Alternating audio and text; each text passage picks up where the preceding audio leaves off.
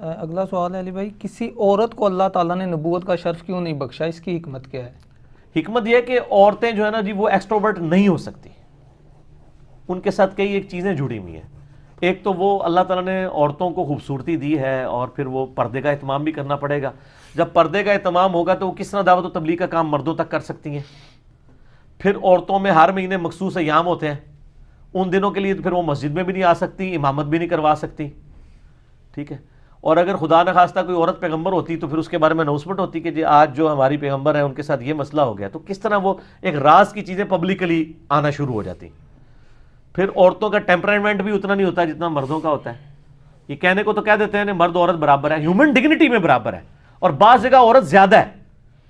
یہ بخاری میں حدیث ہے، سب سے زیادہ تجھ پر حق تیری ماں کا ہے. 3 دفعہ پوچھا، 3 دفعہ میں تیری ماں کا، 4تھی دفعہ باپ کا کہا. وہاں ماں بڑھ گئی ہے. اور سن نسائی میں حدیث ہے، جنت تیرے ماں کے قدموں کے پاس ہے، باپ کے قدموں کے پاس تو نہیں کہا. ہیومن ڈگنیٹی میں بعض اوقات وہ بڑھ جاتی ہے، لیکن جہاں رسپانسبلٹی کی بات آتی ہے نا، پھر الرجال قوامون علی النساء، مردوں کو اللہ نے حاکم بنایا ہے عورتوں کے اوپر.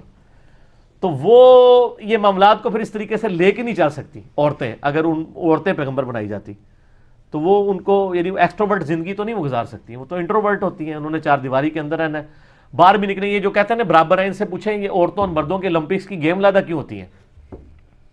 آج تک تو نہیں ہوا کہ مردوں کی ہاکی کی ٹیم کا عورتوں کی ہاکی کی ٹیم کے ساتھ مقابلہ ہو. یہ کرکٹ کا، ان کو خود مانتے ہیں کہ مرد و عورت برابر نہیں ہے، جتنا مرضی کہیں. اور یہ کہتا ہے نہیں فلاں عورت جو ہے بڑے کانفیڈنٹ ہے، بڑی تقریر کرتی ہے. یہ کچھ عورتیں جتنی بھی ہوں رقیق القلب مردوں سے زیادہ ہوتی ہیں. یعنی ہمارے سب کانٹیننٹ میں اتنی کانفیڈنٹ عورت یعنی میرے علم میں کوئی نہیں ہے جتنی بے نظیر بھٹو تھی. اتنا ایکسپوئر تھا اس کا. ٹھیک ہے نا. وہ فوجی کہتے ہیں جی باقی پرائم منسٹر تو ہم ان کو پریزنٹیشن دیتے تھے نا تو وہ تو کھانے پینے کی چیزوں کی طرف اشارہ، مطلب وہ ان کا دھیان رہتا تھا. لیکن بے نظیر بھٹو کے سامنے جب ہم پریزنٹیشن دے رہے ہوتے تھے نا تو ہمیں پتہ ہوتا تھا کہ پریزنٹیشن ختم ہوگی تو وہ کہے گی صفحہ نمبر 30 نکالو، اس میں یہ فلانے کے سپیلنگ غلط لکھے ہوئے ہیں، یہاں پریپوزیشن غلط لگی ہوئی ہے. تو 10 بندوں سے پڑھواتے تھے وہ اس کو پریزنٹیشن دیتے وقت. اتنی کانفیڈنٹ عورت تھی وہ. لیکن افتخار نے جب جواب دے پروگرام میں انٹرویو کیا اور کہا کہ آپ پرائم منسٹر تھی اور آپ کے بھائی کو قتل کر دیا گیا مرتضیٰ بھٹو کو، تو وہ گفتگو کرتے ہوئے رو پڑی اور وہ اسپیکر اتار کے چلی گئی وہاں سے. اس سے زبان ہی نہیں نکلی، بات ہی نہیں نکلی. یعنی عورتیں رقیق القلب ہوتی ہیں، وہ یعنی صدمے کو اس طریقے سے برداشت نہیں کر سکتی جس طرح مرد کر سکتا ہے. تو دین میں تو قتال اور یہ تو سارا دیکھنا ہوتا ہے. اور یہاں تو میرے بھائی نبی کی جو بیویاں ہیں ان کو قرآن میں آیا ہے کہ اے نبی اگر یہ آپ کے ساتھ صحیح بیہیو نہیں کرتی ان کو طلاق دے دو. وہ کیا کر رہی تھی؟ یعنی دعوت کے لیے ہرڈل بن گئی تھی نا. نبی علیہ السلام کو یعنی فائنینشلی اس حوالے سے یعنی وہ ایمفسائز کرتی تھی کہ ہمارا نان و نفقہ بڑھائیں. اگر یہ عورتیں یہ خود یہ کام کر رہی ہیں اس کا مطلب وہ دنیا اورینٹڈ زیادہ ہوتی ہیں ایز کمپیئر ٹو مردوں کے.